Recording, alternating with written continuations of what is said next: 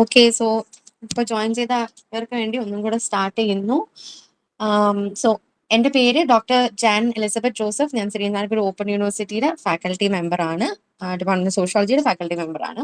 So ഇന്ന് നിങ്ങൾക്ക് ഈ ക്ലാസ് എന്ന് പറഞ്ഞാൽ നിങ്ങളുടെ ഡിസിപ്ലിൻ സ്പെസിഫിക് എലക്റ്റീവ് ആയിട്ടുള്ള science, technology and society 06DE ഈ പേപ്പറിന്റെ ബ്ലോക്ക് 6 ആണ്. സോ ബ്ലോക്ക് 6 നമുക്ക് ഒരേ ഒരു യൂണിറ്റേ ഉള്ളൂ, science and technology Kerala. So ഈ ബ്ലോക്കിൽ നമ്മൾ നോക്കാൻ പോകുന്നത് basically science and technology Kerala സൊസൈറ്റിയുടെ പാർട്ട് എങ്ങനെയൊക്കെ ആകുന്നു, എങ്ങനെയാണ് ആയി വന്നത് എന്നുള്ളതാണ് നോക്കാൻ പോകുന്നത്.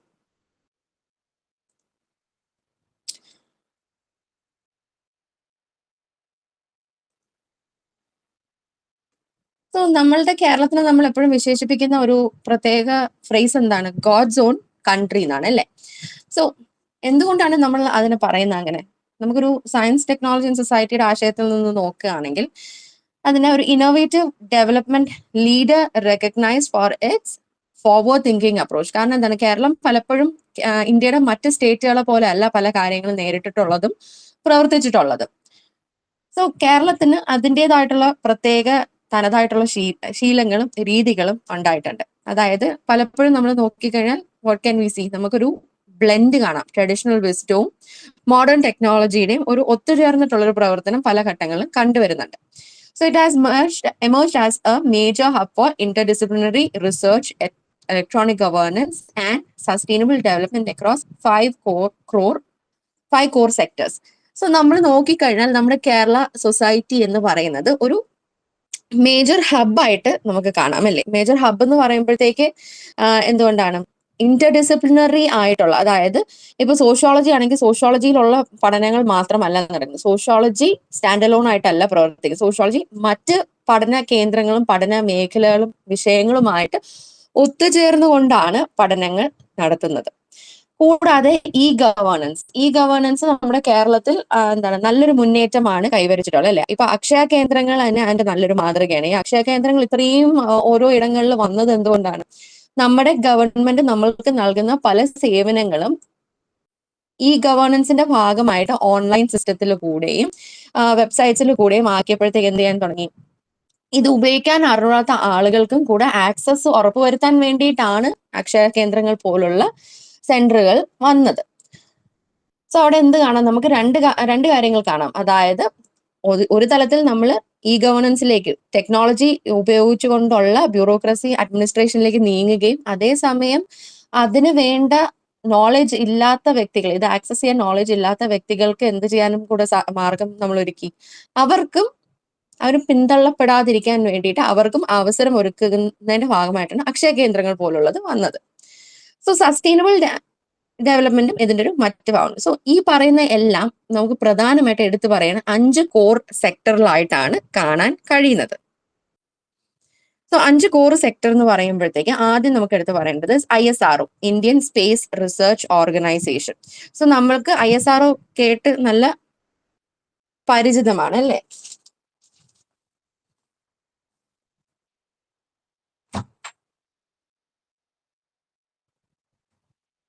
സോ ISRO നമ്മളുടെ കേരളത്തിൽ ഉള്ളതായതുകൊണ്ട് തന്നെ നമ്മൾക്ക് കേട്ട് നല്ല പരിചയമുള്ളൂ. സോ ISRO എന്ന് പറയുമ്പോൾ എന്താണ്? It is the Indian space research organisation. ഇന്ത്യയുടെ തന്നെ ആദ്യത്തെ, അല്ലെങ്കിൽ ഇന്ത്യയുടെ തന്നെ നാഷണൽ സ്പേസ് ഏജൻസി ആണ് ISRO. ഇത് എസ്റ്റാബ്ലിഷ് ചെയ്തപ്പോഴാണ് 1969 ഡോക്ടർ വിക്രം സാരാഭായിയുടെ നേതൃത്വത്തിലാണ് ഇതിനെ എസ്റ്റാബ്ലിഷ് ചെയ്തത്. സോ ഇതൊരു നാഷണൽ സ്പേസ് ഏജൻസി ആണ് ആൻഡ് വിക്രം സാരാഭായിയുടെ നേതൃത്വത്തിലാണ് ഇതിനെ നമ്മൾ എസ്റ്റാബ്ലിഷ് ചെയ്തത്. സോ ഇതിന്റെ ഉദ്ദേശം എന്താണ്? To leverage space technology for national development and scientific exploration. So നമ്മളുടെ ISRO എന്നുള്ള ഈ ഓർഗനൈസേഷൻ സ്ഥാപിച്ചതിന്റെ പിറകിലുള്ള ഉദ്ദേശം എന്താണ്? നമ്മൾക്ക് ഇന്ത്യക്ക് തന്നെ തനതായിട്ട് അതിന്റെ ടെക്നോളജി, സ്പേസ് എക്സ്പ്ലോറേഷന് എക്സ്പ്ലോർ ചെയ്യാൻ വേണ്ടിയുള്ള ടെക്നോളജി ഡെവലപ്പ് ചെയ്യാൻ കഴിയുക, സയന്റിഫിക് എക്സ്പ്ലോറേഷന് നമ്മളായിട്ട് തന്നെ മാർഗം കണ്ടെത്തുക എന്നുള്ള ഉദ്ദേശത്തോടെയാണ് ISRO എസ്റ്റാബ്ലിഷ് ചെയ്തത്. സോ ഇതിന്റെ ഹെഡ് ക്വാർട്ടേഴ്സ് എന്ന് പറയുന്നത് ബംഗളൂരു, കർണാടകയിലാണ്. സോ ഇതിന്റെ ഭാഗമായിട്ട് കീ ഫെസിലിറ്റീസ് ഇൻ കേരള നോക്കുകയാണെങ്കിൽ ഒന്ന് Vikram Sarabhai space centre, VSSC, നമുക്കതും കേട്ട് പരിചിതമാണ്. സോ VSSC ആണ് പലപ്പോഴും ബാക്ക് ബോൺ ഓഫ് ISRO ആയിട്ട് പറയുന്നത്. അതായത് ഇവിടെ നിന്നാണ് satellite launch vehicle programs prepare ചെയ്യപ്പെടുന്നത്. So it pioneer the development of critical launch vehicles, especially the PSLV and GSLV. So ഈ രണ്ട് പ്രധാന PSLV എന്ന് പറയുമ്പോഴത്തേക്ക് പോളാർ സാറ്റലൈറ്റ് ലോഞ്ച് വെഹിക്കിളും GSLV എന്ന് പറയുമ്പോഴത്തേക്ക് geosynchronous satellite launch vehicle. ഇത് രണ്ടും തന്നെ എവിടെ നിന്നാണ് നമ്മൾ സൃഷ്ടിച്ചത്? വിക്രം സാരാഭായ് സ്പേസ് സെന്ററിൽ നിന്നാണ് ഇത് പ്രിപ്പയർ ചെയ്തതും ISROയുടെ സ്പേസ് പ്രോഗ്രാമിന്റെ ഭാഗമായതും. മറ്റൊരു പ്രധാന ഘടകം എന്ന് പറഞ്ഞു കഴിഞ്ഞാൽ is the liquid propulsion system centre. So ഇതിന്റെ LPSC ഇതിന്റെ പ്രത്യേകത എന്ന് പറഞ്ഞു കഴിഞ്ഞാൽ they specialise in creating liquid propulsion systems for rockets and spacecraft. So ഈ റോക്കറ്റും സ്പേസ് ക്രാഫ്റ്റും പ്രവർത്തിപ്പിക്കാൻ ആവശ്യമായിട്ടുള്ള ഇന്ധനം അല്ലെങ്കിൽ അതിന് ആവശ്യമായിട്ട് പ്രവർത്തിക്കാൻ ആവശ്യമായിട്ട് വരുന്ന LPS സൃഷ്ടിക്കുന്ന സെന്റർ ആണ് ഇത്. സോ മേജർ മിഷൻ കോൺട്രിബ്യൂഷൻസ് ഇതിന്റെ ഭാഗമായിട്ട് ISROയുടെ ഭാഗമായിക്കൊണ്ട് നടന്നിട്ടുള്ള മേജർ മിഷനുകൾ നോക്കുകയാണെങ്കിൽ, ഒന്നെന്ന് പറഞ്ഞാൽ powered landmark interplanetary and societal missions, അതായത് ഔട്ടർ സ്പേസ് പ്രോഗ്രാംസ് ആണ് നമ്മൾ ഉദ്ദേശിക്കുന്നത്. സോ ആദ്യം തന്നെ ചന്ദ്രയാൻ സീരീസ് എന്ന് പറയുമ്പോഴത്തേക്ക് ചന്ദ്രയാൻ 1 ഉണ്ട് 2008 നടന്ന്. സോ ഇതുവഴി നമ്മളുടെ ഒരു പ്രധാനപ്പെട്ട ചന്ദ്രയാൻ 1 വഴി നമുക്ക് ഡിസ്കവർ ചെയ്യാൻ സാധിച്ച എന്താണ്? We discover that water molecules are there on the lunar surface. So നമ്മളുടെ തന്നെ സൃഷ്ടിയായിരുന്നു ചന്ദ്രയാൻ. അതിന്റെ ലോഞ്ച് വെഹിക്കിളും എല്ലാം റോക്കറ്റും എല്ലാം സ്പേസ് ഷട്ടിൽ എല്ലാം പ്രിപ്പയർ ചെയ്തത് നമ്മൾ തന്നെയാണ്. ആൻഡ് ഇതുവഴി നമ്മൾക്ക് എന്താണ് ആദ്യമായിട്ട് നമുക്ക് കണ്ടുപിടിക്കാൻ കഴിഞ്ഞത്?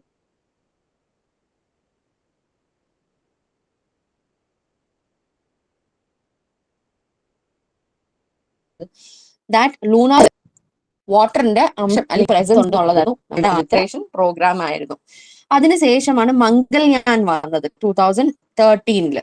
സോ ഇതിന്റെ പ്രത്യേകത എന്തായിരുന്നു? Made India the first Asian country to reach Mars orbit and became globally famous for its extreme cost effectiveness. So Mangalyaan അല്ലെങ്കിൽ മാർസ് ഓർബിറ്റർ മിഷൻ 2013 എന്ന് പറയുന്ന ഇതിന്റെ പ്രത്യേകത എന്താണ് അല്ലെങ്കിൽ സവിശേഷത എന്താണ്? ഇത് ഇന്ത്യനെ ഏഷ്യൻ രാജ്യങ്ങളുടെ ഇടയിലുള്ള ആദ്യത്തെ ഓർബിറ്റ് അല്ലെങ്കിൽ മാർസ് ഓർബിറ്റിലേക്ക് എത്തുന്ന ആദ്യത്തെ രാജ്യമായിട്ട് മാറ്റുകയും, കൂടാതെ ഇതിന്റെ മറ്റൊരു പ്രത്യേകത എന്തായിരുന്നു? ഇത് വളരെ ചെലവ് ചുരുങ്ങിയ ഒരു മിഷൻ ആയിരുന്നു. അതായത് നാസ പോലുള്ള മറ്റ് സ്പേസ് പ്രോഗ്രാമുകളുടെ മിഷൻസ് കമ്പയർ ചെയ്യുമ്പോഴത്തേക്ക് it was extremely cost effective.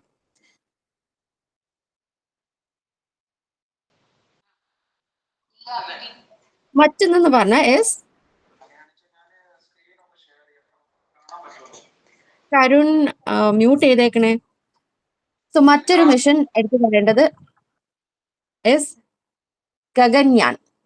So India's ongoing ambitious human spaceflight project designed to launch Indian astronauts. So ഈ ഒരു പ്രോഗ്രാം കൊണ്ട് ഉദ്ദേശിക്കുന്നത് എന്താണ്? നാസ ഇത് ഓൾറെഡി ചെയ്തുകൊണ്ടിരിക്കുകയാണ്. നാസ മാത്രമല്ല മറ്റ് സ്പേസ് പ്രോഗ്രാംസിന്റെ ഭാഗമായിട്ട് അവരെന്ത് ചെയ്യുന്നുണ്ട്? ഔട്ടർ സ്പേസിലേക്ക് മനുഷ്യരെ ആസ്ട്രോനോട്ട്സിനെ അയക്കുന്ന പ്രോഗ്രാം അവർക്ക് ഓൾറെഡി റണ്ണിങ് ആണ്. സോ ഇത് ഇന്ത്യയുടെ സെയിം മിഷൻ ആണ്. സോ ഇവിടെ ഉദ്ദേശിക്കുന്നത് എന്താണ്? ഒരു ഹ്യൂമൻ സ്പേസ് ഫ്ലൈറ്റ് പ്രോജക്റ്റ് ആണ് ഉദ്ദേശിക്കുന്നത്. നമ്മുടെ ഇന്ത്യൻ ഒറിജിൻ അല്ലെങ്കിൽ ഇന്ത്യൻ ആസ്ട്രോനോട്ട്സിനെ ഓർബിറ്റിലേക്ക് ഔട്ടർ സ്പേസിലേക്ക് അയക്കുക എന്നുള്ളതാണ് ഇവിടുത്തെ ഉദ്ദേശം. സോ ഇതാണ് ISROയുടെ പ്രത്യേകതകൾ. ഇനി coming to Indian institute of space science and technology IIST. So IISTയുടെ പ്രത്യേകത എന്താണെന്നുള്ളതാണ് അടുത്തത്. സോ IIST എന്ന് പറയുമ്പോഴത്തേക്ക് ഇറ്റ് വാസ് ഫൗണ്ടഡ് ഇൻ 2007 ട്രിവാൻഡ്രത്താണ്. 2007 department of space of government of India ഇതിന്റെ കീഴിലാണ് ഈ ഒരു ഓർഗനൈസേഷൻ വന്നത് IIST. So it is the first university in Asia dedicated exclusively to space science and allied technology. So ഇത് ഏഷ്യയിലെ തന്നെ എന്താണ് ആദ്യത്തെ യൂണിവേഴ്സിറ്റി ആണ്. ഇതിന്റെ പ്രത്യേകത എന്താണ്? ഒരു ഡെഡിക്കേറ്റഡ് യൂണിവേഴ്സിറ്റി ആണ്. അതായത് സ്പേസ് സയൻസും അതുമായിട്ട് ബന്ധപ്പെട്ടിട്ടുള്ള ടെക്നോളജിക്ക് വേണ്ടി മാത്രം നിലനിൽക്കുന്ന ഒരു യൂണിവേഴ്സിറ്റിയാണ്. ആൻഡ് ഏഷ്യയിലെ ആദ്യത്തെ തന്നെയാണിത്. ഇവിടുത്തെ ഒരു അക്കാഡമിക് മോഡൽ നോക്കുകയാണെങ്കിൽ they curate undergraduate, postgraduate and doctoral tracks precisely aligned with ISRO's operational requirements. So ISRO program അല്ലെങ്കിൽ ISROയിലുള്ള നടപടികൾക്ക് യോജിക്കുന്ന തരത്തിലുള്ള സ്കിൽഡ് ആയിട്ടുള്ള ഒരു സെറ്റ് ഓഫ് ആളുകളെ ഒരുക്കുക അല്ലെങ്കിൽ സൃഷ്ടിക്കുക എന്നുള്ള ഒരു മോഡലാണ്. അതാണ് ഈ ഒരു ഇൻസ്റ്റിറ്റ്യൂഷന്റെ ആക്കഡമിക് ലക്ഷ്യം. സോ ഇവർ ഓഫർ ചെയ്യുന്ന ഒരു എടുത്തു പറയേണ്ട ഒരു പ്രോഗ്രാമാണ് ബിടെക് എഞ്ചിനീയറിംഗ് പ്രോഗ്രാം ആണ്. പക്ഷേ എയറോസ്പേസ് എഞ്ചിനീയറിംഗ് ആൻഡ് അവിനോണിക്സ് ആണ് ഇവർ ഓഫർ ചെയ്യുന്നത്. സോ അവരുടെ ഉദ്ദേശം ബേസിക്കലി എന്താണ്, ISRO പോലുള്ള നമ്മുടെ സ്പേസ് പ്രോഗ്രാംസിന് കോൺട്രിബ്യൂട്ട് ചെയ്യാൻ കഴിയുന്ന രീതിയിലുള്ള സ്കിൽ സെറ്റ് ഉള്ള ക്വാളിഫൈഡ് ആയിട്ടുള്ള ആളുകളെ സൃഷ്ടിക്കുക എന്നുള്ളതാണ്. സോ ഒരു എഡ്യൂക്കേഷൻ എംപ്ലോയ്മെന്റ് പൈപ്പ് ലൈൻ കാണാം. അതായത് it features a distinctive placement structure where graduates are directly absorbed into ISRO's workforce, actively funneling young talent straight into projects like Chandrayaan and Gaganyaan. So ഇവിടുത്തെ ഉദ്ദേശം എന്താണ്, ഇവിടെ പഠിക്കുക straight എംപ്ലോയ്മെന്റിലേക്ക് പോവുക. അതായത് ഇവിടെ ഒരു പ്ലേസ്മെന്റ് സ്ട്രക്ചർ ഉണ്ട്. ഈ പറയുന്ന IIST പഠിച്ചു കഴിഞ്ഞാൽ അവർക്ക് ഡയറക്ട്ലി എങ്ങോട്ടേക്ക് പ്ലേസ്മെന്റ് ലഭിക്കാനുള്ള ഓപ്പർച്യൂണിറ്റി ഉണ്ട്. ISRO പോലുള്ള സ്പേസ് പ്രോഗ്രാംസ്, സ്പേസ് ഇൻസ്റ്റിറ്റ്യൂഷൻസിലേക്കും അവർക്ക് ജോലി ലഭിക്കാനുള്ള ഓപ്പർച്യൂണിറ്റി ഉണ്ട്. ആൻഡ് അവിടെ പ്ലേസ്ഡ് ആകുന്നത് വഴി അവർക്ക് പ്രവർത്തിക്കാൻ കിട്ടുന്ന അവസരങ്ങൾ എന്താണ്, ചന്ദ്രയാനും ഗഗൻയാൻ പോലുള്ള ഇന്ത്യയുടെ സ്വന്തം സ്പേസ് പ്രോജക്ട്സിലാണ് അവർക്ക് വർക്ക് ചെയ്യാനുള്ള ഓപ്പർച്യൂണിറ്റി ലഭിക്കുന്നത്. സോ റിസർച്ച് ആൻഡ് ഇൻഫ്രാസ്ട്രക്ചർ നോക്കുകയാണെങ്കിൽ they utilise simulation centres and advanced labs to pioneer interdisciplinary works in robotics, artificial intelligence, space system design and astrophysics. So ഇവരുടെ ഒരു പഠന മേഖല അല്ലെങ്കിൽ ഇവര് പ്രവർത്തിക്കുന്ന കേന്ദ്രങ്ങളെ കുറിച്ചാണ് ഈ പറയുന്നത്. അതായത് ഇപ്പോ നമ്മൾ കെമിസ്ട്രി പഠിക്കുന്ന ഒരാൾക്ക് എന്താണ്, കെമിസ്ട്രി ലാബ് ഉണ്ട്. കമ്പ്യൂട്ടർ സയൻസ് ആണെങ്കിൽ കമ്പ്യൂട്ടർ ലാബ്സ് ഉണ്ട്. അതേപോലെ ഇവരുടെ സെന്റേഴ്സ് എന്താണ്, അഡ്വാൻസ്ഡ് ആയിട്ടും സിമുലേഷൻ സെന്ററുകളാണ്. ഇപ്പൊ നമുക്ക് ഔട്ടർ സ്പേസ് എന്ന് പറയുമ്പോഴത്തേക്ക് നമുക്ക് കൃത്രിമമായിട്ട് സൃഷ്ടിച്ചുകൊണ്ട് മാത്രമേ പഠിക്കാനായിട്ട് ഇപ്പോൾ സാധിക്കത്തുള്ളൂ. സോ അതിന് വേണ്ടിയിട്ടുള്ള സിമുലേഷൻ സെന്റേഴ്സ് ഉണ്ട്, അഡ്വാൻസ്ഡ് ആയിട്ടുള്ള ലാബ് ഉണ്ട്. അഡ്വാൻസ്ഡ് ലാബ്സ് എന്ന് പറയുമ്പോഴത്തേക്ക് അവിടെ പഠിപ്പിക്കുന്ന എന്താണ്, റോബോട്ടിക്സും ആർട്ടിഫിഷ്യൽ ഇന്റലിജൻസും സ്പേസിൽ ഉപയോഗിക്കേണ്ടി വരുന്ന തരത്തിലുള്ള സിസ്റ്റംസ് ആൻഡ് ഡിസൈൻ, ഇതാണ് അവിടെ പഠിപ്പിക്കുന്നത് അല്ലെങ്കിൽ റിസർച്ച് ആൻഡ് ഇൻഫ്രാസ്ട്രക്ചർ അണ്ടർടേക്കിംഗ് ആയിട്ട് വരുന്നത്. ഇനി അനദർ ഓർഗനൈസേഷൻ നമ്മൾ നോക്കേണ്ടത് NIIST, അതായത് the national institute four interdisciplinary science and technology. So ഇത് 1975 എസ്റ്റാബ്ലിഷ് ചെയ്തത് as the regional research laboratory. ഇതിനെ ആദ്യം എസ്റ്റാബ്ലിഷ് ചെയ്തപ്പോഴേ ഇതിന്റെ പ്രത്യേകത അല്ലെങ്കിൽ പേരെന്തായിരുന്നു, റീജിയണൽ റിസർച്ച് ലബോറട്ടറി എന്നായിരുന്നു. ആൻഡ് ഇത് പ്രവർത്തിച്ചു വന്നിരുന്നത് council of scientific and industrial research, CSIR എന്ന് നമ്മൾ പറയും. ഈ ഒരു കൗൺസിലിന്റെ കീഴിലായിരുന്നു ഈ ലബോറട്ടറി ആയിട്ടാണ് ഇത് ആദ്യം തുടങ്ങിയത്. പിന്നീട് 2007 NIIST എന്ന് ഇതിനെ റീനെയിം ചെയ്തു. ഇതിന് പുതിയതായിട്ട് വേറൊരു പേര് നൽകുകയാണ്. അതാണ് national institute four interdisciplinary science and technology. So ഇവിടുത്തെ പ്രത്യേകത നോക്കുകയാണെങ്കിൽ ഇവിടെ പ്രധാനമായിട്ട് റിസർച്ച് ആണ് ഇവരുടെ ഒരു കോർ ഫോക്കസ്. സോ അത് പല പഠന വിഷയങ്ങളുമായിട്ടാണ് ബന്ധപ്പെട്ട് നിൽക്കുന്നത്. സോ പല പഠന വിഷയങ്ങൾ എന്ന് പറയുമ്പോഴത്തേക്ക് മെറ്റീരിയൽ സയൻസ് എന്ന് പറയുന്നത് ഇവിടെ ഉദ്ദേശിക്കുന്നത് they develop nano materials, functional polymers and composite structures for green energy system. So ഇവിടെ പ്രവർത്തിക്കുന്ന ഏത് മേഖലയിലാണ്, പുതിയ തരത്തിലുള്ള ഗ്രീൻ എനർജി സിസ്റ്റം പ്രൊഡ്യൂസ് ചെയ്യുന്നതിലും നാനോ മെറ്റീരിയൽസ് ആണ് ഇവരുടെ ഒരു കോർ ഫോക്കസ് ആൻഡ് ആപ്ലിക്കേഷൻ എന്ന് പറയുന്നത്. മറ്റൊന്നെന്ന് പറഞ്ഞാൽ കെമിക്കൽ സയൻസസ്. കെമിക്കൽ സയൻസസ് എന്ന് പറയുമ്പോഴത്തേക്ക് ഇന്നോവേറ്റീവ് ആയിട്ടുള്ള ഗ്രീൻ കെമിക്കൽ പ്രോസസ് അല്ലെങ്കിൽ speciality chemicals and advance catalyst to help local industries transition to eco friendly production. So നമ്മൾ എന്താണ്, നമ്മളുടെ എൻവയോൺമെന്റിനെ ഹാം ചെയ്യുന്ന രീതിയിലുള്ള കെമിക്കൽസ് ഉപയോഗിക്കുന്നതിൽ നിന്ന് ഒരു കൂടുതൽ എക്കോ ഫ്രണ്ട്ലി ആകാൻ സാധിക്കുന്ന തരത്തിലുള്ള ഒരു കെമിക്കൽ ട്രാൻസിഷൻ നടത്തുക അല്ലെങ്കിൽ ഇൻഡസ്ട്രീസിന് അതിലേക്ക് പ്രോത്സാഹിപ്പിക്കുക എന്നുള്ളതാണ് ഇവിടുത്തെ ഫോക്കസ്. മൂന്നാമത്തെ ഒരു റിസർച്ച് മേഖല എന്ന് പറഞ്ഞു കഴിഞ്ഞാൽ എൻവയോൺമെന്റൽ ടെക്നോളജി. എൻവയോൺമെന്റൽ ടെക്നോളജി എന്ന് പറയുമ്പോഴത്തേക്ക് ഇവരുടെ ഫോക്കസ് വാട്ടർ പ്യൂരിഫിക്കേഷൻ സെറ്റപ്പുകൾ റെഡിയാക്കുന്നതിലും എയർ പൊല്യൂഷൻ കൺട്രോളിലും കൂടാതെ ഇൻഡസ്ട്രിയൽ വേസ്റ്റ് പല പല ഇൻഡസ്ട്രീസ് പല പല തരത്തിലുള്ള ഹസാർഡസും നോൺ ഹസാർഡസ് ആയിട്ടുള്ള ഇൻഡസ്ട്രിയൽ വേസ്റ്റ് പ്രൊഡ്യൂസ് ചെയ്യുന്നുണ്ട്. സോ ഇതൊക്കെ എങ്ങനെ റീയൂസ് ചെയ്യാം, ഇതാണ് എൻവയോൺമെന്റൽ ടെക്നോളജിയുടെ ഫോക്കസ്. അഗ്രോ പ്രോസസിംഗിന്റെ ഫോക്കസ് അതേസമയം എവിടെയാണ്? they are trying to create value added technologies to scale up the shelf life and quality of regional cash crops like spices and oil seeds, directly aiding farmers. So agro processing വഴി ഉദ്ദേശിക്കുന്നത് നമ്മളുടെ തനതായിട്ടുള്ള സ്പൈസസും oil സീഡ്സും കൂടുതൽ കാലം ചീത്തയാകാതെ നിലനിൽക്കുവാൻ സാധിക്കുന്ന രീതിയിൽ ടെക്നോളജീനെ develop ചെയ്യുക എന്നുള്ളതാണ് ഇവരുടെ ഉദ്ദേശം.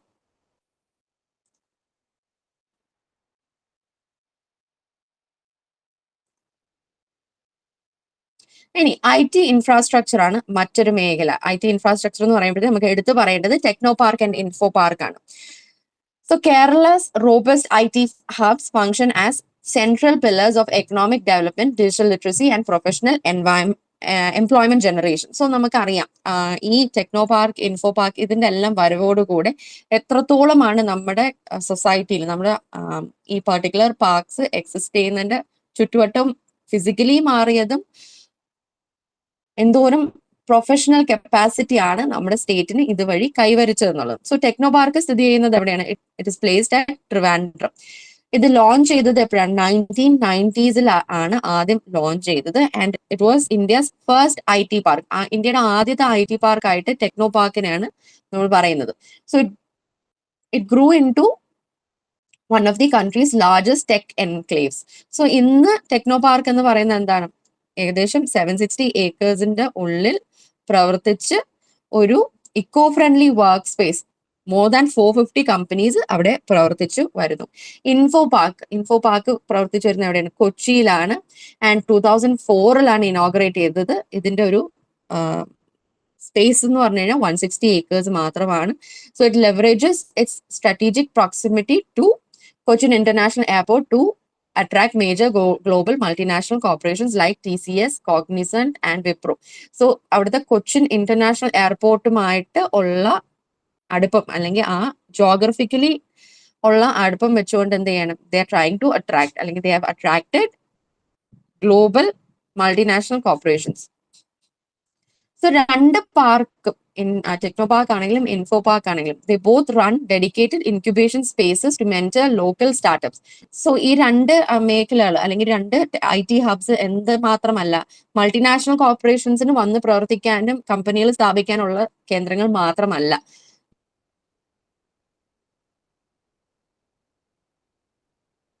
നമ്മളുടെ തന്നെ സ്റ്റാർട്ടപ്സ് ലോക്കലായിട്ടുള്ള തുടങ്ങി പ്രവർത്തിച്ചു വരുന്ന സ്പേസുകളാണ് ഈ പറയുന്ന IT hubs. So governance and digital transformation ആണ് നമുക്ക് അടുത്തതായിട്ട് നോക്കേണ്ട ഒരു വിഷയം. So governance and digital transformation in Kerala പറയുമ്പോഴത്തേക്ക് the state has consistently pioneered a citizen-centric, transparent approach to public administration through information and communication technology supported by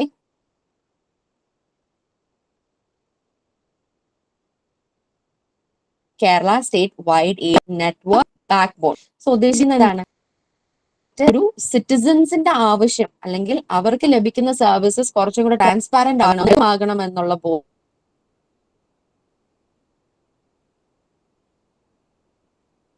ബോധ്യത്തോടു കൂടെ എന്ത് ചെയ്തു? പബ്ലിക് അഡ്മിനിസ്ട്രേഷൻ ഇൻഫർമേഷൻ കമ്മ്യൂണിക്കേഷൻ ടെക്നോളജിയുടെ ഭാഗമാക്കി ഈ ഗവേണൻസിലേക്ക് ഒരു ഷിഫ്റ്റ്, ഒരു ഡിജിറ്റൽ ട്രാൻസ്ഫോർമേഷൻ ആണ് പറയുന്നത്.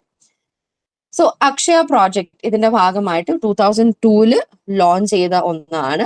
ആൻഡ് ഇതിന്റെ ഉദ്ദേശം എന്ന് പറഞ്ഞു കഴിഞ്ഞാൽ is originally initiated to bridge the digital divide by driving comprehensive literacy and offering decentralised public access to state services. ഉദ്ദേശം എന്തായിരുന്നു?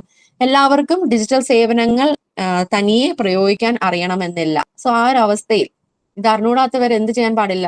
ഗ്യാപ്സിലൂടെ അവർക്ക് അവസരങ്ങൾ ഇരിക്കുന്ന ഒരു അവസ്ഥ ഉണ്ടാകാൻ പാടില്ല. സോ അതുകൊണ്ട് എന്ത് ചെയ്തു? അക്ഷയ കേന്ദ്രങ്ങൾ അല്ലെങ്കിൽ അക്ഷയ പ്രോജക്റ്റിന്റെ ഭാഗമായിട്ട് അക്ഷയ കേന്ദ്രങ്ങൾ കൊണ്ടുവന്നു. ആൻഡ് ഇതിന്റെ ഭാഗമായിട്ട് ലിറ്ററസി ക്യാമ്പയിൻസ് കൂടാതെ പബ്ലിക് സർവീസസ്, സ്റ്റേറ്റ് ഓഫർ ചെയ്യുന്ന പബ്ലിക് സർവീസസ് എല്ലാവർക്കിലേക്കും എത്തിക്കാനായിരുന്നു ഉദ്ദേശം. So it deployed over 2,650 local Akshaya centers operating as common service centers for essential civic workflows, including Aadhaar enrollment, utility payment, and tax e-filing. So ഈ പറയുന്ന അക്ഷയ കേന്ദ്രങ്ങൾ basic ആയിട്ട് എന്താണ് ചെയ്യുന്നത്? ഒരു common സിറ്റിസണിന് ആവശ്യമായിട്ട് വരുന്ന എല്ലാ സർവീസസും ബേസിക്കലി ICT പ്രയോഗിച്ചുകൊണ്ട് ആവശ്യമായിട്ട് വരുന്ന എല്ലാ സർവീസസും അവർക്ക് ലഭ്യമാക്കി കൊടുക്കുക എന്നുള്ളതാണ് ഒരു ഉദ്ദേശം.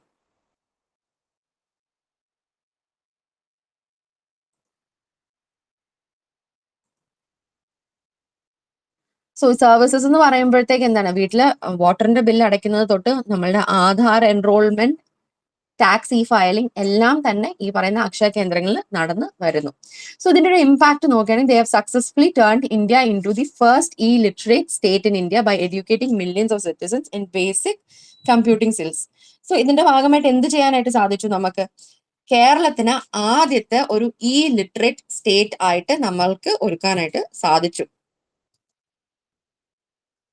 ഈ ഗവേണൻസിന്റെ മറ്റു പ്രത്യേകതകൾ അല്ലെങ്കിൽ പോർട്ടൽസ് നോക്കുകയാണെങ്കിൽ ഡിസ്ട്രിക്ട് പ്രോജക്റ്റ് ഉണ്ട്. സോ ഡിസ്ട്രിക്ട് പ്രോജക്റ്റ് എന്ന് പറയുമ്പോഴത്തേക്ക് it harmonises separate governmental departments online to speed up the issuance of official certificates, licences and grievance redressal. So നമ്മളിപ്പോ ഒരു എൻകംബ്രൻസ് സർട്ടിഫിക്കറ്റോ അല്ലെങ്കിൽ ആ രീതിക്കുള്ള എന്തെങ്കിലും ഒരു സർട്ടിഫിക്കറ്റ് നമ്മൾ അപ്ലൈ ചെയ്യുകയാണെങ്കിൽ നമ്മൾക്ക് ഉപയോഗിക്കാൻ അറിയാമെങ്കിൽ തനിയെ തന്നെ ഡിസ്ട്രിക്ട് പ്രോജക്റ്റ് ഡിസ്ട്രിക്റ്റിൽ കൂടെ ഇരുന്ന് ഈ വെബ്സൈറ്റിൽ കൂടെ നമുക്ക് തന്നെ അപ്ലൈ ചെയ്യാം. അറിഞ്ഞൂടാത്ത ഒരാളാണെങ്കിൽ അക്ഷയ കേന്ദ്രത്തിൽ പോയി കഴിഞ്ഞാൽ ആവശ്യം പറഞ്ഞാൽ they will do it for you. മറ്റൊരു ഗവേണൻസ് പോർട്ടൽ എന്ന് പറയുന്നത് സ്പാർക്ക് എന്ന് പറയുമ്പോഴത്തേക്ക് service and payroll administrative repository for Kerala.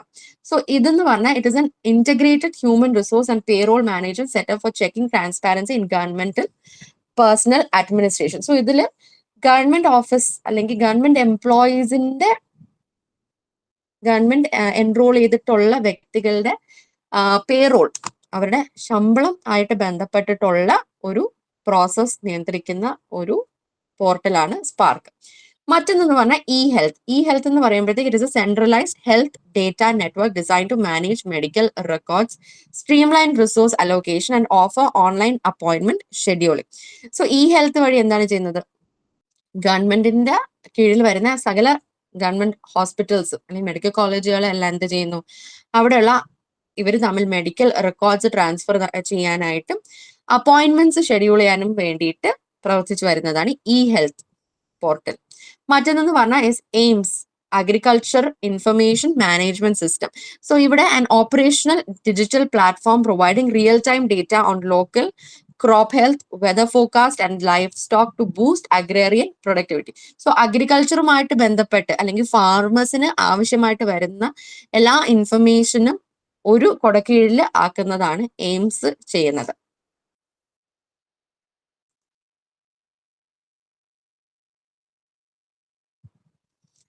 ഇനി scientific research and sustainable development ആണ് അടുത്ത വിഷയം. സോ ഇതിന്റെ ഭാഗമായിട്ട് കേരള ഗവൺമെന്റ് അല്ലെങ്കിൽ കേരളത്തിൽ നമ്മൾ കണ്ട ഒരു അഗ്രികൾച്ചർ ഇന്നോവേഷൻ ആണ് കേരള അഗ്രികൾച്ചറൽ യൂണിവേഴ്സിറ്റി. സോ 1971 തൃശ്ശൂരിലാണ് ഇതിന്റെ ഹെഡ് ക്വാർട്ടേഴ്സ് സ്ഥാപിച്ചത്.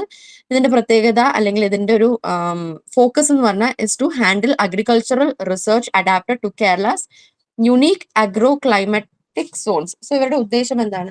കേരളത്തിന് തനതായിട്ടുള്ള ഒരു അഗ്രികൾച്ചറൽ റിസർച്ച് ഇൻസ്റ്റിറ്റ്യൂഷൻ സ്റ്റാർട്ട് ചെയ്യുക എന്നും നമ്മുടെ അഗ്രോ ക്ലൈമാറ്റിക് സോൺ ഇവിടെ ചെയ്യാൻ കഴിയുന്നത് നമ്മളുടെ കേരളത്തിന്റെ പ്രത്യേക തരത്തിലുള്ള ക്ലൈമാറ്റിക് അവസ്ഥയിൽ കൃഷിയുടെ കാര്യങ്ങൾ കൂടുതൽ പഠിക്കാനും തനതായിട്ടുള്ള ഇന്നോവേറ്റീവ് ടെക്നോളജീസിന് ഡെവലപ്പ് ചെയ്യാനും വേണ്ടിയിട്ടാണ് ഈ ഒരു യൂണിവേഴ്സിറ്റി സ്ഥാപിക്കപ്പെട്ടത്. So they promote eco-friendly farming, അതായത് it drives frameworks for organic farming, crop diversification, integrated nutrient management to reduce dependency on synthetic chemical inputs. So ഇവർ പ്രധാനമായിട്ട് എക്കോ ഫ്രണ്ട്ലി ഫാമിംഗിന്റെ ഭാഗമായിട്ട് എന്താണ് ചെയ്യുന്നത്? കൂടുതൽ ഫാമേഴ്സിനെ ഓർഗാനിക് ഫാമിംഗിലേക്ക് പ്രോത്സാഹിപ്പിക്കുന്നു. കൂടാതെ എന്താണ്, ഒരേ ക്രോപ്പ് തന്നെ വാസ്റ്റ് ആയിട്ട് ഫാം ചെയ്യുന്നതിന് പകരം എന്താണ്, പലതരത്തിലുള്ള ക്രോപ്സ് നട്ടുപിടിപ്പിക്കാനായിട്ട് പ്രോത്സാഹിപ്പിക്കുന്നു. മറ്റൊന്നെന്ന് പറഞ്ഞാൽ ന്യൂട്രിയൻ മാനേജ്മെന്റ്, മണ്ണിന്റെ വിളവ് നോക്കി അതിനനുസരിച്ചുകൊണ്ട് ക്യൂറേറ്റ് ചെയ്തുകൊണ്ട് വളം ഇടുന്ന പ്രോസസ്സിലേക്ക് പോവുക. പകരം എന്തല്ല, ഒരു കൺട്രോൾ ഇല്ലാതെ കെമിക്കൽ ഇൻപുട്സ് ഉപയോഗിക്കുന്നത് ഡിസ്കറേജ് ചെയ്യുന്നു. കൂടാതെ they introduce high yielding disease resistant seeds for staple regional crops. കൂടാതെ എന്താണ്, ഇപ്പോഴത്തെ ഒരു സാഹചര്യം അല്ലെങ്കിൽ കാലാവസ്ഥയുടെ ഒരു പ്രത്യേകത എന്ന് പറഞ്ഞു കഴിഞ്ഞാൽ കൃഷി പലപ്പോഴും കീടനാശിനികൾക്ക് അല്ലെങ്കിൽ ഇൻസെക്ട്സ് പല രോഗങ്ങൾക്കും എന്താണ് constantly it is under attack. So അതിനെല്ലാം അതിജീവിക്കാൻ കഴിയുന്ന തരത്തിലുള്ള ഹൈ ഈൽഡ് കിട്ടുന്ന, കൂടുതൽ വിളവ് കിട്ടുന്ന രീതിയിലുള്ള വിത്തുകളും അല്ലെങ്കിൽ രോഗം മറികടക്കാൻ സാധിക്കുന്ന തരത്തിലുള്ള സീഡ്സും ആണ് ഇവരുടെ നിന്ന് പ്രോത്സാഹിപ്പിച്ച് പ്രൊഡ്യൂസ് ചെയ്യുന്നത്. കൂടാതെ ദേ work on modern high efficiency cultivation methods such as precision farming, hydroponics and vertical farming to address shrinking land availability due to urban growth. കൂടാതെ ഇവർ എന്തും അഡ്രസ് ചെയ്യുന്നുണ്ട്, അർബനൈസേഷന്റെ ഭാഗമായിട്ട് നമ്മൾക്ക് ഡെൻസ്ലി പോപ്പുലേറ്റഡ് ആകുന്നതിന്റെ ഭാഗമായിട്ട് എന്താണ്, നമുക്ക് കൂടുതൽ സ്ഥലം കൃഷി ചെയ്യാൻ വേണ്ടിയിട്ട് മാറ്റിവെക്കാനായിട്ടില്ല. സോ ആ ഒരു അവസ്ഥയിൽ വെർട്ടിക്കൽ ഫാമിംഗ് പോലുള്ള മെക്കാനിസത്തിലേക്ക് മാറുന്നു. കൂടാതെ എന്താണ്, പ്രിസിഷൻ ഫാമിംഗ്, ഹൈഡ്രോപോണിക്സ് പോലുള്ള ഹൈ yielding അല്ലെങ്കിൽ ഹൈ എഫിഷ്യൻസി, നമുക്ക് വിളവ് ഉറപ്പായിട്ട് ലഭിക്കുമെന്നുള്ള തരത്തിലുള്ള കൾട്ടിവേഷൻ മെത്തഡ്സിലേക്ക് മാറുന്നു.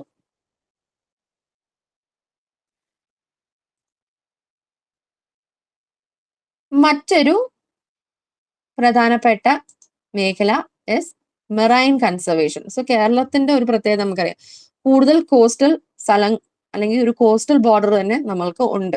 അതിന്റെ ഭാഗമായിട്ട് മെറൈൻ കൺസർവേഷൻ ഒരു പ്രധാന ഫോക്കസ് ആയിട്ട് പല സന്ദർഭങ്ങളിലും മാറിയിട്ടുണ്ട്. സോ ഇതിന്റെ ഭാഗമായിട്ട് they constituted a centre for marine living resources and ecology.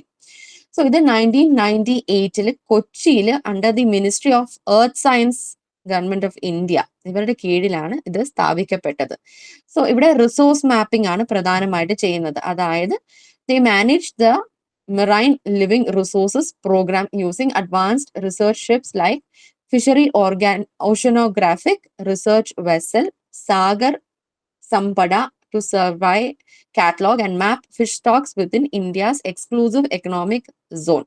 So resource mapping എന്ന് പറയുമ്പോഴത്തേക്ക് ഉദ്ദേശിക്കുന്നത് ഇതാണ്, അതായത് marine living resource programme MLR എന്ന് പറയുന്ന ഈ പ്രോഗ്രാമിന്റെ ഭാഗമായിക്കൊണ്ട് റിസർച്ച് ഷിപ്പുകൾ ഉപയോഗിച്ചുകൊണ്ട്, ആ റിസർച്ച് ഷിപ്പുകളുടെ പേരാണ് ഈ പറഞ്ഞത്, ഫിഷറി ഓഷ്യാനോഗ്രാഫിക് റിസർച്ച് വെസലും സാഗർ സമ്പട. ഈ വെസലുകൾ എന്താണ് ചെയ്യുന്നത്, ഇവര് മെറൈൻ സ്പീഷീസിന്റെ ഒരു കാറ്റലോഗ് അല്ലെങ്കിൽ സർവേ നടത്തിക്കൊണ്ട് കാറ്റലോഗ് സൃഷ്ടിക്കുകയാണ്. എത്രത്തോളം ഫിഷ് സ്റ്റോക്ക് ഇന്ത്യയുടെ എക്സ്ക്ലൂസീവ് എക്കണോമിക് സോണിൽ അവൈലബിൾ ആണ്, എന്തൊക്കെയാണ് ഉള്ളതെന്ന് ഒരു ഡീറ്റെയിൽ പ്രൊഡ്യൂസ് ചെയ്യുന്നതാണ്. കൂടാതെ they also do deep sea exploration, അതായത് they conduct deep sea biological mapping of continental slopes, tracking bioluminescent plankton and benthic organism to uncover rare marine biodiversity. So ഇവർ എന്തും ചെയ്യുന്നുണ്ട്, ഡീപ് സീ എക്സ്കവേഷൻ, അതായത് നമ്മൾ ആർക്കിയോളജിയിൽ നമ്മൾ എന്താണ് ചെയ്യുന്നത്, ഭൂമിയിൽ എക്സ്കവേറ്റ് ചെയ്യുന്നു. അതേപോലെ മെറൈൻ കൺസർവേഷന്റെ ഭാഗമായിക്കൊണ്ട് ഈ സെന്ററിന്റെ റിസർച്ചേഴ്സ് എന്താണ് ചെയ്യുന്നത്, ഡീപ് സീ, കടലിന്റെ സീ ബെഡിൽ എന്താണ് ഉള്ളത് അല്ലെങ്കിൽ സീ ബെഡ് മാപ്പ് ചെയ്യുന്നതാണ്. ആൻഡ് എൻവയറമെന്റൽ പ്രൊട്ടക്ഷനും ഇവരുടെ മറ്റൊരു ഫോക്കസ് ആണ്. അതായത് they track and mitigate toxic marine pollution and harmful algal blooms to safeguard coastal communities. ഇവര് മെറൈൻ ലൈഫ് ആൻഡ് കോസ്റ്റൽ ബോഡീസിന്റെ കമ്മ്യൂണിറ്റീസിന്റെ സംരക്ഷണത്തിന് വേണ്ടി എന്ത് ചെയ്യുന്നു, ടോക്സിക് ആയിട്ടുള്ള മെറൈൻ പൊല്യൂഷൻ നടക്കുന്നത് നിയന്ത്രിക്കാൻ ശ്രമിക്കുന്നു. കൂടാതെ ഹാർംഫുൾ ആയിട്ടുള്ള ആൽഗൽ ബ്ലൂംസ് അതും നിയന്ത്രിക്കാനായിട്ട് പ്രവർത്തിച്ചു വരുന്നു. ഇനി മറ്റൊരു area is renewable energy. So renewable എനർജിയുടെ ഭാഗമായിട്ട് Kerala actively pursues carbon emission mitigation energy self sufficiency under the joint coordination of Kerala state electricity board and agency for non conventional energy and rural technology. So KCBയും അനേർട്ടും ചേർന്നുകൊണ്ട് എന്ത് ചെയ്യുന്നു? ഈ പറയുന്ന carbon emission mitigation, carbon emission കുറയ്ക്കാൻ വേണ്ടിയിട്ടുള്ള അല്ലെങ്കിൽ എനർജി സെൽഫ് സഫീഷ്യന്റ് ആകാൻ വേണ്ടിയിട്ടുള്ള പദ്ധതികൾ രൂപീകരിച്ചു വരുന്നു. സോ അതിന്റെ ഭാഗമായിട്ടുള്ള ഒന്നാണ് സോളാർ എനർജി ഇനിഷ്യേറ്റീവ് ആണ്. So this deploys widespread rooftop solar setups across residential houses and commercial entities. So ഈ സൗര പദ്ധതിയുടെ ഭാഗമായിട്ട് എന്താണ് ചെയ്യുന്നത്? റെസിഡൻഷ്യൽ മേഖലകളിലും കമേഴ്ഷ്യൽ എൻറ്റിറ്റീസിനും എന്ത് ചെയ്യാനായിട്ട് സാധിക്കുന്നു? റൂഫ് ടോപ്പിൽ സോളാർ പാനൽസ് ഘടിപ്പിച്ചുകൊണ്ട് ദിസ് എന്ത് ചെയ്യാണ്? ഇലക്ട്രിസിറ്റി പ്രൊഡ്യൂസ് ചെയ്യുക അല്ലെങ്കിൽ ഒരു സെൽഫ് സഫീഷ്യന്റ് ആകാനായിട്ടുള്ളൊരു ഇനിഷ്യേറ്റീവ് ആണിത്. സോ ഇങ്ങനെ ചെയ്യുന്നത് വഴി എന്താണ്? The state also cuts through land scarcity issue by installing floating solar photo voltaic systems.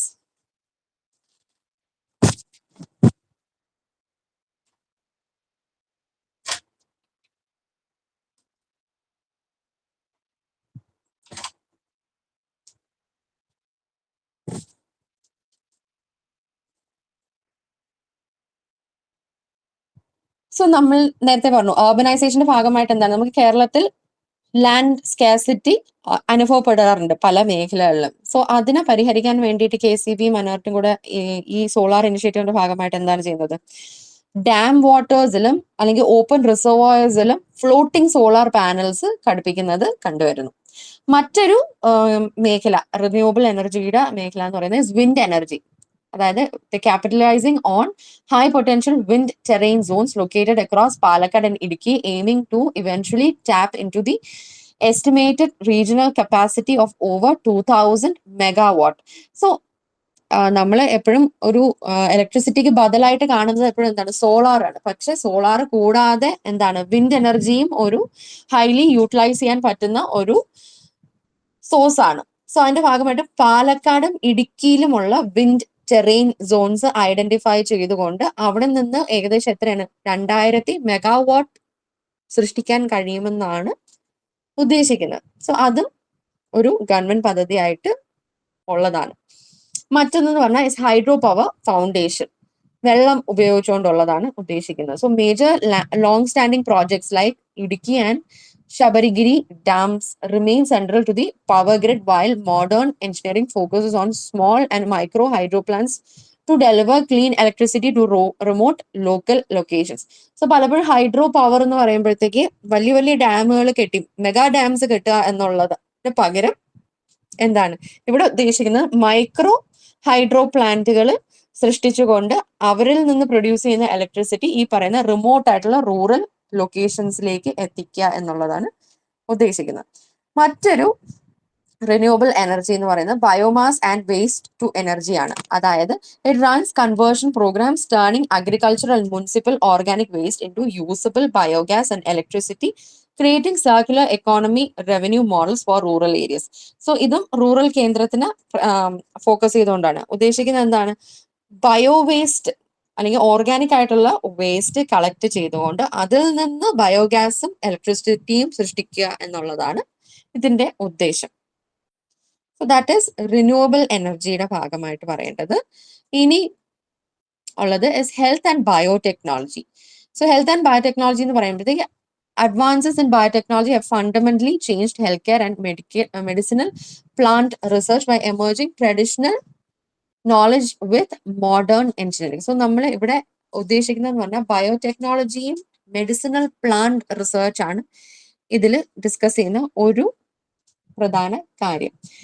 So we are trying to enhance bioactive compounds. അതായത് using genetic engineering and tissue culture, researchers can optimize the production of vital plant compounds like alkaloids, flavonoids and terpenoids. അതായത് പല മരുന്നുകളും produce ചെയ്യാൻ ആവശ്യമായിട്ട് വരുന്ന raw components ആണ് ഈ പറഞ്ഞതൊക്കെ. സോ ഈ പറഞ്ഞ സാധനങ്ങളെല്ലാം ജനറ്റിക് എഞ്ചിനീയറിംഗ് അല്ലെങ്കിൽ ടിഷ്യൂ കൾച്ചർ വഴി റിസർച്ചേഴ്സിന് എന്ത് ചെയ്യാനായിട്ട് എന്നാണ്? ഓപ്റ്റിമൈസ് ചെയ്യാനായിട്ട് സാധിക്കുമെന്നാണ്. അതായത് ഈ പറയുന്ന കോമ്പൗണ്ട്സ് അല്ലെങ്കിൽ കമ്പോണൻസിന്റെ പ്രൊഡക്ഷൻ മറ്റൊന്നെന്ന് പറഞ്ഞാൽ സസ്റ്റൈനബിലിറ്റി, അതായത് cultivating these plants under highly controlled laboratory conditions ensures A study supply of medicinal resources without over harvesting and depleting wild plant population. ഒരു സസ്റ്റൈനബിലിറ്റി, നമുക്ക് കൃത്രിമമായിട്ട് ഇതിനെ സോഴ്സ് ചെയ്യാൻ അല്ലെങ്കിൽ സൃഷ്ടിക്കാൻ കഴിഞ്ഞാൽ, കൺട്രോൾഡ് ആയിട്ട് ലബോറട്ടറിയിൽ ഇതിനെ വളർത്തി സ്വരൂപിക്കാൻ, മെഡിക്കലി സോഴ്സ് ചെയ്യാൻ കഴിഞ്ഞാൽ എന്താണ്, നമ്മൾക്ക് ഇതൊന്നും തന്നെ എന്താണ് ഓവർ ഹാർവെസ്റ്റ് ചെയ്തുകൊണ്ട്, നമ്മൾ കൂടുതൽ ഓവർ ഹാർവെസ്റ്റ് ചെയ്തുകൊണ്ട് ഇത് ഒരു എക്സ്റ്റിങ്ഷൻ അല്ലെങ്കിൽ ത്രെട്ടൻഡ് സ്പീഷീസ് ആയിട്ട് മാറത്തില്ല. ഇനി coming to education and awareness. Education and awareness എന്ന് പറയുമ്പോഴത്തേക്ക് Kerala has always prioritized structural science communication and grassroots awareness to build a deeply inclusive knowledge-based society. So Keralam നമ്മൾ സ്റ്റേറ്റിനെ നോക്കിക്കഴിഞ്ഞാൽ എപ്പോഴും എന്താണ്, ഒരു സയന്റിഫിക്കലി ഇൻവോൾവ് ആയിട്ടുള്ള ഒരു സ്റ്റേറ്റ് ആണ്. എപ്പോഴും it has given utmost importance to education. So അതിന്റെ ഭാഗമായിട്ട് പലതരത്തിലുള്ള ഫ്രെയിംവർക്സും ഇനിഷ്യേറ്റീവ്സും എല്ലാ ഗവൺമെന്റ്സും അണ്ടർടേക്ക് ചെയ്തിട്ടുണ്ട്. സോ ഇതിന്റെ ഭാഗമായിട്ട് പലതരത്തിലുള്ള സയൻസ് പാർക്കുകളുണ്ട്, ചിൽഡ്രൻസ് സയൻസ് കോൺഗ്രസുകൾ നടത്തി വരുന്നുണ്ട്. കൂടാതെ സ്കൂൾ കരിക്കുലത്തിന്റെ ഒരു പ്രധാന ഭാഗമാണ് പലതരത്തിലുള്ള എക്സിബിഷൻസ് നടത്തുക എന്നുള്ളത്. കൂടാതെ മൊബൈൽ സയൻസ് ലാബ്, ഇതെല്ലാം ഗവൺമെന്റൽ ഇനിഷ്യേറ്റീവ്സ് ആണ് to promote science communication and ഒരു നോളജ് ബേസ്ഡ് ആയിട്ടുള്ള സൊസൈറ്റീനെ നിർമ്മിക്കുക എന്നുള്ള ബോധത്തോടെ ഗവൺമെന്റ് തന്നെ അണ്ടർടേക്ക് ചെയ്തിട്ടുള്ളതാണ്. So the Kerala State Council for Science, Technology and Environment acts as the central node for planning, funding research, providing grants and holding professional training workshops to keep educators updated on modern pedagogy. So ഈ പറയുന്ന state council, Kerala state council for science, technology and environment, ഇവരെന്താണ് ചെയ്യുന്നത്, funding നൽകാൻ, research fund ചെയ്യേണ്ടടുത്ത് fund ചെയ്യുന്നു, plan ചെയ്യേണ്ട research അല്ലെങ്കിൽ എഡ്യൂക്കേഷനായിട്ട് ബന്ധപ്പെട്ട് പ്ലാനിങ് നടത്തേണ്ടടുത്ത് പ്ലാനിങ് നടത്തുന്നു. കൂടാതെ എന്താണ്, പ്രൊഫഷണൽ ആയിട്ടുള്ള ട്രെയിനിങ് വർക്ക്ഷോപ്സ് നൽകുന്നു. നമ്മളുടെ ടീച്ചേഴ്സിനും അധ്യാപകർക്കും വർക്ക്ഷോപ്സ് നൽകിക്കൊണ്ട് ഉദ്ദേശിക്കുന്നത് എന്താണ്, പഠന മെക്കാനിസം എങ്ങനെയൊക്കെ മാറുന്നുണ്ടോ അതെല്ലാം ഇവരെ അപ്ഡേറ്റഡ് ആക്കുക എന്നുള്ള ബോധ്യത്തോടെ ട്രെയിനിങ് വർക്ക്ഷോപ്സ് നടത്തി വരുന്നു.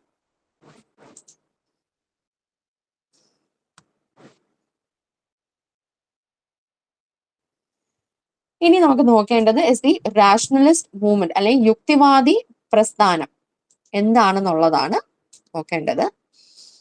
സോ ഇതിന്റെ ഒരു തുടക്കം എന്ന് പറയുന്നത് ഒരു ഏർലി 20th സെഞ്ചുറിയിലാണ്. ആൻഡ് ഇതൊരു പവർഫുൾ ആയിട്ടുള്ള സോഷ്യോ കൾച്ചറൽ റിഫോം മൂവ്മെന്റ് ആയിരുന്നു. ഇവര് പ്രതികരിച്ചത് എന്തിനെതിരെയായിരുന്നു, റിലീജിയസ് ഓർത്തഡോക്സി അല്ലെങ്കിൽ മതവുമായിട്ട് ബന്ധപ്പെട്ടിട്ടുള്ള ദൃഢമായിട്ടുള്ള അന്ധവിശ്വാസങ്ങളും കാസ്റ്റുമായി ബന്ധപ്പെട്ടിട്ടുള്ള ഡിസ്ക്രിമിനേഷനും എല്ലാമാണ് ഇതിനെതിരെയാണ് പ്രതികരിച്ചിട്ടുള്ളത്. സോ ഇവർ പ്രതികരിച്ച എങ്ങനെയാണ്, they used A framework of secularism, scientific temper and humanism. അവര് വെറുതെ അടിയുണ്ടാക്കുകയോ അല്ലെങ്കിൽ അൺഎത്തിക്കൽ ആയിട്ടുള്ള പ്രവൃത്തികളിൽ ഏർപ്പെടുകയല്ല ചെയ്തു. പകരം എന്താണ്, ഒരു സയന്റിഫിക് ആയിട്ടുള്ള വാദം നടത്തിക്കൊണ്ട് ഇതിനെ പ്രതികരിക്കുകയും ഇതിനെ മറികടക്കുകയാണ് ചെയ്തത്. സോ ഇതുമായിട്ട് ബന്ധപ്പെട്ടിട്ടുള്ള കുറച്ച് കീ ഫിഗേഴ്സ് അല്ലെങ്കിൽ പ്രത്യേക അവസ്ഥകൾ, മൈൽ സ്റ്റോൺസ് പറയുകയാണെങ്കിൽ, ഒന്നെന്ന് പറഞ്ഞാൽ യുക്തിവാദി ജേർണൽ 1929 ലോഞ്ച് ചെയ്തതാണ്. സോ ഇത് ലോഞ്ച് ചെയ്തത് ഉദ്ദേശം എന്ന് പറഞ്ഞാൽ it was a first dedicated rationalist journal in മലയാളത്തിലായിരുന്നു ഈ ജേർണൽ. ഇതും എന്താണ്, യുക്തിവാദം മുന്നോട്ട് വെക്കുന്ന അല്ലെങ്കിൽ അതിൽ ഫോക്കസ് ചെയ്യുന്ന ഒരു ജേർണലായിരുന്നു. സോ ഇത് was edited by key progressive thinkers like Sahodaran Ayyappan and M Ramavarma Thampan and C Krishnan. So ഇവരായിരുന്നു ഇതിന്റെ തുടക്കകാലത്തിൽ എന്തായിരുന്നു എഡിറ്റേഴ്സ് ആയിട്ട് അല്ലെങ്കിൽ എഡിറ്റ് ചെയ്തിരുന്നത്. So it became a primary literary vehicle for challenging dogmatic beliefs. So ഈ ഒരു യുക്തിവാദി ജേർണൽ കൊണ്ട് ഉദ്ദേശിച്ച എന്താണ്, ആ സൊസൈറ്റിയിൽ ആ കാലയളവിൽ നിലനിന്നിരുന്ന എല്ലാ തരത്തിലുള്ള അൺസയന്റിഫിക് ആയിട്ടുള്ള ചിന്തകളെയും പ്രാക്ടീസുകളെയും ചോദ്യം ചെയ്യുക, അതിനെതിരെ പ്രതികരിക്കുക എന്നുള്ളതായിരുന്നു. സോ സഹോദരൻ അയ്യപ്പൻ, അദ്ദേഹം ഒരു റാഡിക്കൽ സോഷ്യൽ റിഫോമർ ആയിരുന്നു. അദ്ദേഹത്തിന്റെ ഫേമസ് ആയിട്ടുള്ള സ്ലോഗൻ ആണ് no religion, no caste, no god. So he actively organised intercaste dining initiatives and fought to dismantle oppressive untouchability structures. So കാസ്റ്റിന്റെ ഒരു പ്രവർത്തനം നമ്മുടെ സൊസൈറ്റിയിലേക്ക് വരുമ്പോഴത്തേക്ക് എന്താണ് പലതരത്തിലുള്ള ഡിസ്ക്രിമിനേറ്ററി മെക്കാനിസം നമുക്ക് കാണാം. ഡിഫറെന്റ് കാസ്റ്റ് ഗ്രൂപ്പ്സിലുള്ള ആളുകൾ എന്ത് ചെയ്യത്തില്ല, ഒന്നിച്ചിരുന്ന് ആഹാരം കഴിക്കത്തില്ല, ഒരേ സ്ഥലങ്ങളിൽ ഒന്നിച്ചു കൂടത്തില്ല, ഇന്റർമിങ്കിൾ ചെയ്യത്തില്ല. സോ ഇതിനെല്ലാം പ്രതികരിക്കാനായിട്ട് അവരെന്ത് ചെയ്തു, ഒന്നിച്ചിരുന്ന് കഴിക്കുന്ന തരത്തിലുള്ള ഇന്റർകാസ്റ്റ് ഡൈനിങ് ഇനിഷ്യേറ്റീവ്സ് കൂടാതെ മറ്റു തരത്തിലുള്ള അൺടച്ചബിലിറ്റിക്കെതിരെ പ്രവർത്തിക്കുന്ന അല്ലെങ്കിൽ അതിനെതിരെ പ്രതികരിക്കാൻ വേണ്ടിയിട്ടുള്ള പല പല ആക്ടിവിറ്റീസ് അണ്ടർടേക്ക് ചെയ്തിരുന്നു. സോ ഒരു സോഷ്യോ കൾച്ചറൽ സിനർജി ഇവിടെ കാണാം. അതായത് the rationalist movement worked alongside Kerala's broader renaissance leaders like Sree Narayana Guru and Ayyankali, creating a unified push for universal education and social emancipation.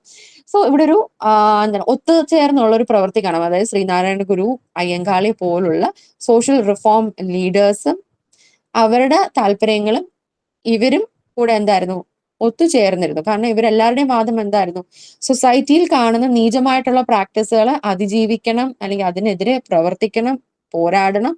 കൂടാതെ എന്താണ്, ഇവർക്കും ഒരു മുന്നേറ്റം ഉണ്ടാകണമെങ്കിൽ എഡ്യൂക്കേഷൻ വഴിയേ സാധിക്കത്തുള്ളൂ എന്നുള്ള ഒരു ബോധ്യവും കൂടെ ഈ രണ്ട് കൂട്ടർക്കും ഉണ്ടായിരുന്നു. അതാണ് നമ്മൾക്ക് ഈ മൂവ്മെന്റിലും കാണാവുന്നത്. സോ ഇതിന്റെ ഒരു മോഡേൺ കണ്ടിന്യൂറ്റി നോക്കുകയാണെങ്കിൽ organisations like the Kerala Yukthivadi Sangham KYS continue this legacy by countering contemporary pseudoscience, promoting critical thinking and advocating for evidence-based public policies. So ഇതിന്റെ ഇപ്പോഴത്തെ കാലത്തിൽ ഒരു പ്രവൃത്തി നോക്കുകയാണെങ്കിൽ ഇതിപ്പോ എന്തായി മാറി, കേരള യുക്തിവാദി സംഘമായി മാറി. സോ ഈ സംഘവും എന്താണ് ചെയ്യുന്നത്, ഇവരുടെ തുടക്കത്തിൽ ഉണ്ടായിരുന്ന സംഘം ചെയ്തിരുന്ന പോലെ തന്നെ അന്ധവിശ്വാസങ്ങളും അല്ലെങ്കിൽ സൂഡോ സയൻസ്, ഒരു സയന്റിഫിക് പശ്ചാത്തലം ഇല്ലാത്ത നോളജിനെ ക്രിട്ടിസൈസ് ചെയ്യുക, അതിനെതിരെ പോരാടുന്നതാണ് കേരള യുക്തിവാദി സംഘം ചെയ്തു വരുന്നത്. ഇനി ലാസ്റ്റ് ആയിട്ട് നമുക്ക് നോക്കേണ്ടത് people's science movement. People's science movement എന്ന് പറയുമ്പോഴത്തേക്ക് ഇന്ത്യയിൽ it represents a unique blend of science communication and progressive social action aiming to democratize scientific knowledge for everyday citizens. So ഇവിടുത്തെ ഉദ്ദേശം എന്താണ്, സയന്റിഫിക് നോളജ് കോമൺ ആയിട്ടുള്ള എല്ലാ വ്യക്തിയിലേക്കും എത്തിക്കുക എന്നുള്ള ഒരു ലക്ഷ്യമാണ്. സോ അതിന്റെ ഭാഗമായിട്ട് ആദ്യം തന്നെ വന്നത് എന്താണ്, കേരള ശാസ്ത്ര സാഹിത്യ പരിഷത്ത് KSSP. സോ ഇത് 1962 ഫോം ചെയ്തത്.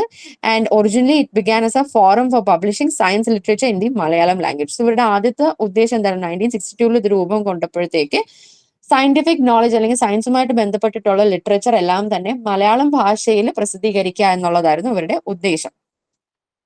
പിന്നീട് ഇത് ഒരു ആക്ടിവിസത്തിലേക്ക് പോവുകയാണ്. അതായത് it quickly expanded into a massive grass root movement for social change focusing on public health, universal literacy and ecological conservation. So ഇവരെന്ത് ചെയ്തു, ദി ഇവോൾവ്ഡ്, ഒരു പബ്ലിക്കേഷനിൽ നിന്ന് കുറച്ച് ഹാർഡ് കോർ പ്രവർത്തനത്തിലേക്ക് പോയി. ആ പ്രവർത്തനം എന്ന് പറയുന്നത് എന്താണ്, സോഷ്യൽ ചേഞ്ച് വരുത്തത്തക്കതായിട്ടുള്ള പബ്ലിക് ഹെൽത്ത് ഏരിയനെ ഫോക്കസ് ചെയ്തുകൊണ്ടും ലിറ്ററസീനെ ഫോക്കസ് ചെയ്തുകൊണ്ടും ഇക്കോളജിക്കൽ കൺസർവേഷൻ ആയിരുന്നു ഇവരുടെ ഫോക്കസ്. മറ്റൊന്ന് ഇതിന്റെ ഭാഗമായിട്ട് ഇവരുടെ ഒരു പ്രധാന ഇൻവോൾവ്മെന്റ് നമുക്ക് സൈലന്റ് വാലി മൂവ്മെന്റിൽ കാണാം. അതായത് കേരളത്തിന്റെ ഒരു ഹൈഡ്രോ പവർ പ്ലാന്റ് പ്രോജക്റ്റ് ആയിരുന്നു സൈലന്റ് വാലിയിൽ കൊണ്ടുവന്നപ്പോഴത്തേക്ക് അതിനെതിരെ ഈ KSSPക്ക് ഒരു നല്ലൊരു ഇൻവോൾവ്മെന്റ് ഉണ്ടായിരുന്നു ആ പ്രോജക്റ്റ് തടയുന്നതിൽ. So they led the historic environmental campaign, most notably the Silent Valley movement which successfully saved pristine biodiverse tropical rainforest from being submerged by a hydroelectric dam project. So Silent വാലിയുടെ പ്രത്യേകത നമുക്കറിയാം അല്ലേ, നമുക്ക് document പോലും ചെയ്തിട്ടില്ലാത്ത തരത്തിലുള്ള Flora and ഫോണ ഉള്ള ഒരു വെരി റിച്ച് ആയിട്ടുള്ള ഒരു ബയോഡൈവേഴ്സ് ട്രോപ്പിക്കൽ റെയിൻ ഫോറസ്റ്റ് ആണ്. സോ ഈ പറയുന്ന സൈലന്റ് വാലി പ്രോജക്റ്റ് നടപ്പായിരുന്നെങ്കിൽ, ഹൈഡ്രോ പവർ പ്ലാന്റ് പ്രോജക്റ്റ് നടപ്പായിരുന്നെങ്കിൽ ഈ പറയുന്ന മേഖല മൊത്തം വെള്ളത്തിന്റെ അടിയിലാകുമായിരുന്നു. സോ ഇതിനെതിരെ പ്രവർത്തിക്കുകയും ഇത് ചെയ്യാൻ പാടില്ല എന്നുള്ള ബോധ്യം കൊണ്ടുവരികയും ചെയ്തതിന്റെ പിറകിൽ ആർക്കൊരു പങ്കുണ്ട്, ഈ പറയുന്ന KSSPക്ക് നല്ലൊരു പങ്കുണ്ട്. സോ ഇത്രയാണ് ഈ ബ്ലോക്ക് 6 യൂണിറ്റ് 1 ഡിസ്കസ് ചെയ്യാൻ ഉണ്ടായിരുന്നത്.